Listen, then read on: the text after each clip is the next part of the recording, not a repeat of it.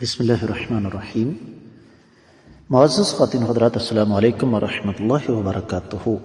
شریعت اسلامیہ کو رب کائنات نے ان گنت لا تعداد بے شمار امتیازات عطا فرمائے ہیں، اور ان میں سے ایک یہ بھی ہے کہ یہ شریعت خاندانی دائرے کو توڑنے نہیں دیتی۔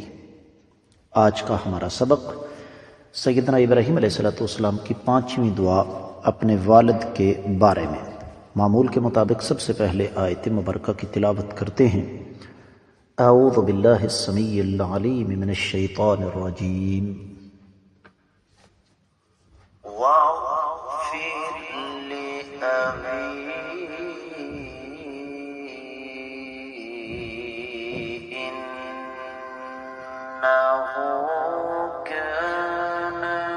انہ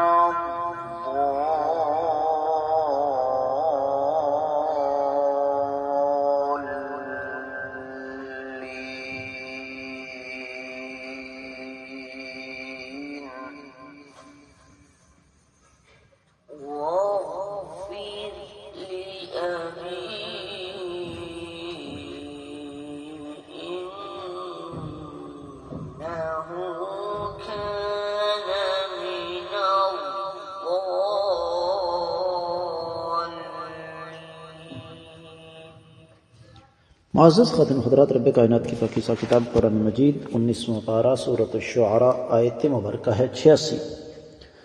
جیسے میں نے آپ کی خدمت میں عرض کیا، سیدنا ابراہیم علیہ السلام کی 5ویں دعا اپنے والد کے بارے میں فرمایا، واغفر، اے الہ العالمین بخش دیجئے، لے ابی میرے والد کو، انہو بلا شبہ وہ کانا وہ ہے، من الضالین گمراہ لوگوں میں سے۔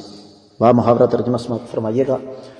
اور میرے اللہ کو بخش دیجئے، یقیناً وہ گمراہ لوگوں میں سے تھا۔ سیدنا ابراہیم علیہ السلام کی اس 5ویں دعا کو امام ابن کثیر رحمۃ اللہ علیہ نے اپنی تفسیر میں کچھ اس انداز سے بیان فرمایا ہے کہ یہ دعا صرف یہیں پر نہیں ہے، بلکہ یہ سورہ ابراہیم میں 41ویں آیت مبارکہ میں گزر چکی ہے۔ ربنا اغفر لی ولوالدی، اے الہ العالمین مجھے بخش دے اور میرے والدین کو بھی بخش دے۔ پھر یہ سورہ توبہ میں 114ویں آیت مبارکہ گزری ہے، وما کان استغفار ابراہیم لأبیہ الا عن موعدۃ وعدہا ایاہ فلما تبین لہ انہ عدو للہ تبرأ منہ ان ابراہیم لأواہ حلیم۔ کہ سیدنا ابراہیم علیہ السلام کی جو ان کے والد کے لیے یہ دعا تھی، دراصل وہ ایک وعدہ تھا جو انہوں نے کیا ہوا تھا۔ تو جب سیدنا ابراہیم علیہ السلام کو پتہ چل گیا کہ یہ اللہ کا دشمن ہے، تو انہوں نے لا تعلقی کا اعلان کر دیا۔ بلا شبہ سیدنا ابراہیم علیہ السلام اللہ کی طرف رجوع کرنے والے بڑے بردبار تھے۔ اور پھر امام ابن کثیر رحمۃ اللہ علیہ اس حوالے سے سورۃ الممتحنہ کی 4تھی آیت مبارکہ بھی ہمارے سامنے رکھتے ہیں۔ قد كانت لكم أسوة حسنة في إبراهيم والذين معه إذ قالوا لقومهم إنا براء منكم ومما تعبدون من دون الله كفرنا بكم وبدا بيننا وبينكم العداوة والبغضاء أبدا حتى تؤمنوا بالله وحده إلا قول إبراهيم لأبيه لا استغفرن لك وما أملك لك من الله من شيء۔ تمہارے لیے سیدنا ابراہیم علیہ السلام اور جو لوگ ان کے ساتھ تھے ان میں ایک واضح اسوہ حسنہ یعنی بہترین نمونہ ہے۔ جب انہوں نے اپنی قوم سے کہا، ہم تم سے لا تعلق ہیں اور تمہارے ان معبودوں سے بھی جن کی تم اللہ کے علاوہ عبادت کرتے ہو، ہم تم سے لا تعلق ہیں اور تم سے تمہارا انکار کرتے ہیں، اور ہمارے اور تمہارے درمیان دشمنی اور بغض ہے ہمیشہ کے لیے، جہاں تک کہ تم ایک اکیلے اللہ پر ایمان لاؤ۔ ما سوائے ابراہیم علیہ السلام کے انہوں نے اپنے والد سے یہ کہا تھا کہ میں ضرور اپنے اللہ سے تمہارے لیے بخشش کی دعا کرتا رہوں گا، لیکن میں اللہ کے مقابلے میں تمہاری کسی چیز کا مالک نہیں ہوں۔ معزز خاتم حضرات، تفسیر ابن کثیر میں جو کچھ بیان ہوا وہ اتنا ہی۔ دیگر کتب تفسیر کا اگر جائزہ لیا جائے تو اہل علم یہ فرماتے ہیں کہ اس دعا کی 5ویں دعا جو تھی اس کی ایک مناسبت ہے۔ امام بقائی نے نظم الدرر میں لکھا کہ جب سیدنا ابراہیم علیہ السلام نے اپنی ذات کے لیے دعا کی تو اس کے بعد دوسری ترجیح ان کا والد تھا، اور یہ جو فرمایا کہ انہ کان من الضالین، اس کا معنی یہ ہے کہ وہ صحیح راہ سے ہٹا ہوا ہے۔ اور ان الفاظ میں ایک بڑا اہم نقطہ چھپا ہوا ہے، اور وہ یہ کہ سیدنا ابراہیم علیہ السلام نے گویا کہ رب کائنات کی بارگاہ میں یہ گزارش کی کہ الہ العالمین، میرا والد راہ حق سے ہٹا ہوا ہے، آپ اس کی اس کمی کوتاہی کو معاف فرما دیں۔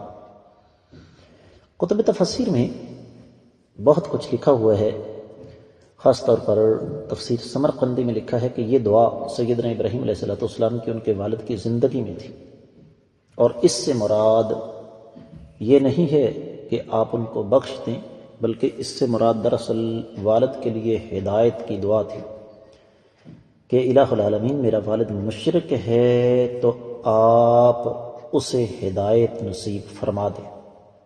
ایک رائے ہے، جبکہ امام واحدی فرماتے ہیں کہ ایسی بات نہیں ہے۔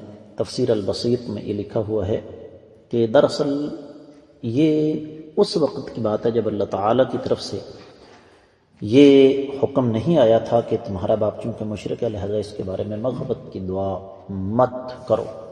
امام الوسی نے اپنی تفسیر میں یہ لکھا کہ انہ کان من الضالین، اس کا واضح طور پر مفہوم یہی ہے کہ یہ موت سے پہلے کا معاملہ ہے۔ جہاں تک موت کے بعد مغفرت کی دعا ہے وہ تو ظاہری بات ہے۔ تو اس سے یہ پتہ چلتا ہے کہ باوجود اس کے کہ رب کائنات میں مشرک کے لیے بخشش نہیں ہے، لیکن اس سے پتہ چلتا ہے کہ اہل شرک کے لیے دعا کرنے میں کوئی حرج نہیں ہے۔ یہ امام الوسی کی رائے ہے، ضروری نہیں ہے کہ اس سے سب لوگ متفق ہوں۔ اور یہ جو وعدہ کیا تھا ابراہیم علیہ السلام نے اپنے والد سے، یہ سورہ مریم میں 47ویں آیت مبارکہ پیچھے گزری ہے، سلام علیک ساستغفر لک ربی۔ لمبی چوڑی گفتگو ہوئی باپ اور بیٹے کے درمیان، باپ نے ڈانٹا بھی، لیکن اس کے باوجود سیدنا ابراہیم علیہ السلام ان کے سامنے اکڑے نہیں، بدتمیزی نہیں کی، اپنے والد کے ساتھ تلخ لہجے میں بات نہیں کی۔